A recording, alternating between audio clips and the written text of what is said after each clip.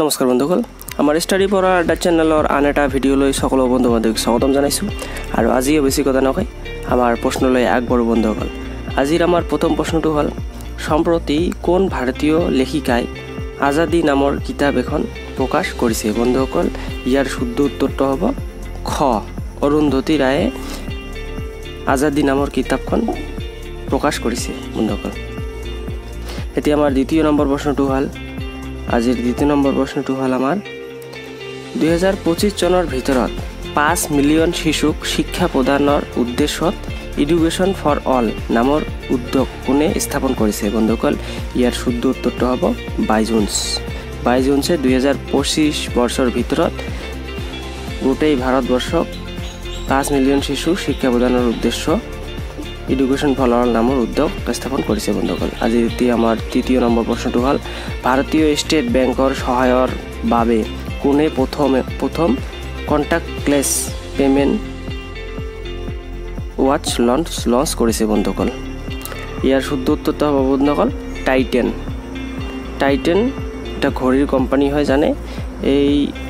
ইয়ে কি কৰিছে, ষ্টেট বেংকৰ সহায়ত কণ্টাক্টলেছ পে'মেণ্ট ৱাচ লঞ্চ কৰিছে বন্ধুসকল, ভাৰতীয় ষ্টেট বেংকৰ সহায়ত।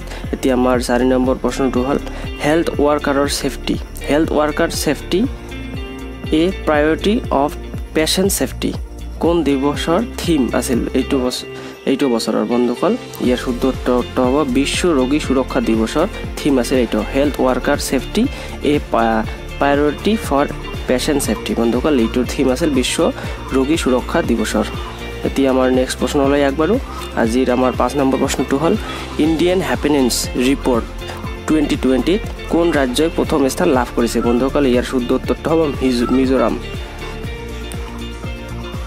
এতিয়া আমাৰ 6 নম্বৰ প্ৰশ্নটো হ'ল, আজিৰ এলেক্সা ভইচ এছিষ্টেণ্টৰ বাবে কোন ভাৰতীয় অভিনেতাক প্ৰথমবাৰৰ বাবে নিযুক্তি প্ৰদান কৰিছে? বন্ধুসকল, এমাজন কোম্পানী। বন্ধুসকল, ইয়াৰ শুদ্ধ উত্তৰটো হ'ব অমিতাভ বচ্চনক এমাজন কোম্পানীয়ে এলেক্সা ভইচৰ বাবে নিযুক্তি প্ৰদান কৰিছে বন্ধুসকল। এতিয়া আমাৰ 7 নম্বৰ প্ৰশ্নটো হ'ল, এছিয়ান ডেভেলপমেণ্ট বেংক ভাৰতৰ বাবে হিচাপে কাক নিযুক্তি প্ৰদান কৰিছে? বন্ধুসকল, ইয়াৰ শুদ্ধ উত্তৰটো হ'ল টকিঅ' কনিচি।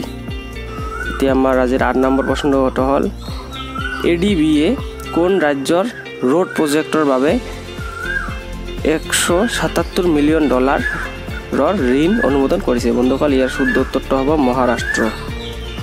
এতিয়া আমাৰ আজিৰ নেক্সট 9 নম্বৰ প্ৰশ্নটো হ'ল, বিগত বছৰৰ IOC NGCৰ ভিতৰত কোনটো প্ৰতিষ্ঠানে অধিক লাভৰ মুখ দেখিছিল? বন্ধুসকল, ইয়াৰ শুদ্ধ উত্তৰটো হ'ব ONGC বিগত বছৰত অধিক লাভৰ মুখ দেখিছিল বন্ধুসকল।